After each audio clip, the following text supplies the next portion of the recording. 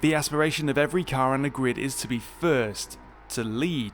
It's what you hope for, even if you don't expect it. But eventually, inevitably, you will get your turn to be out in front. However, the first few times you actually find yourself there, once the smugness subsides, you'll suddenly feel exposed, vulnerable and uncertain. It will feel as though you're walking the same street you've walked 1,000 times without an issue, only now you have £1 million in your coat pocket and everyone around you knows it. You are now prey. Instead of driving by instinct, your actions become unsettled, consciously managed, unstable, unfocused. You try so hard to avoid mistakes that you invite more of them than if you didn't try at all. The closer you scrutinise your own driving, the more imperfections you will notice, and it will disturb your flow. Due to this phenomenon, a high percentage of newcomers that finally find their grip on first place will make a simple error that throws the lead away, slipping through their fingers as they slide off track. You're not alone if this happens to you. Far from it. This is a rite of passage. Normal, necessary, and just one more thing sim racing demands you to acclimatise to in order to become better, to become skilled. You get to the front through sizzling pace, but you stay there through slow-cooked experience. And unfortunately, experience is exactly what it will take to lead and not lose it. And the harsh thing about that is that it cannot really be taught in advance.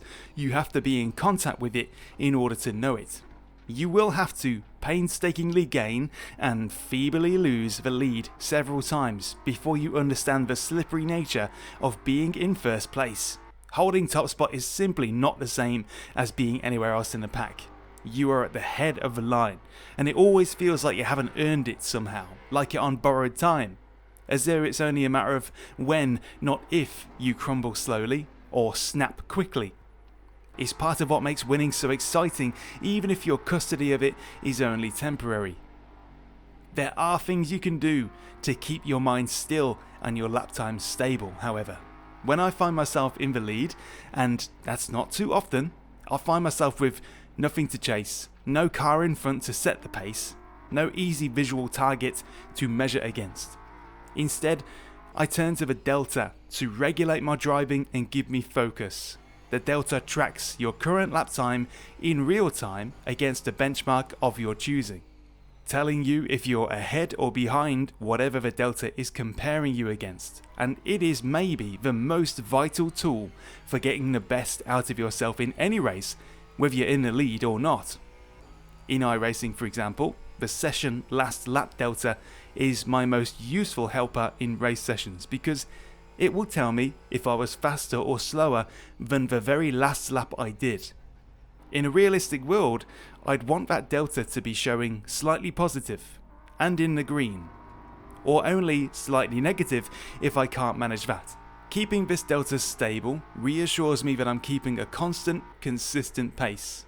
In the absence of any cars in front to anchor myself to, that's valuable. If I'm 3/10 down on my Delta on a scruffy lap now, the Delta will turn bright green the next if I just do a normal, mistake-free lap.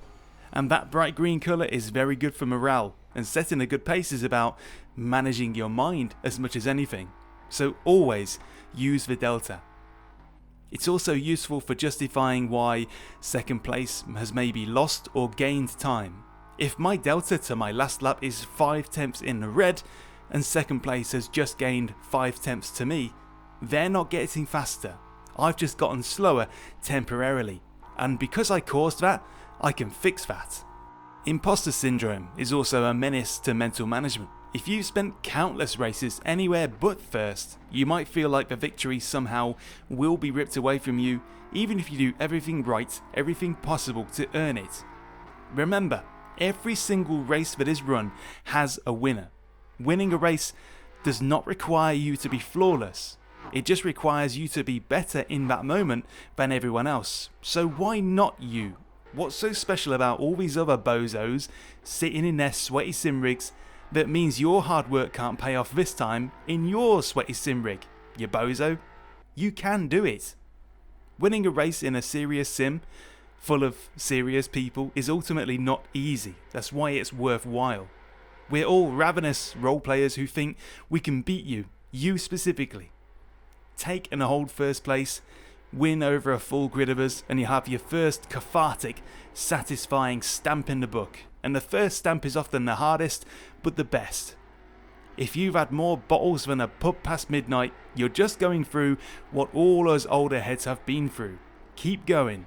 There's nothing quite like crossing the line in first place and sealing the victory. In this time, in this place, you were the fastest in the field this day, and with experience, leaving the race will soon feel like home.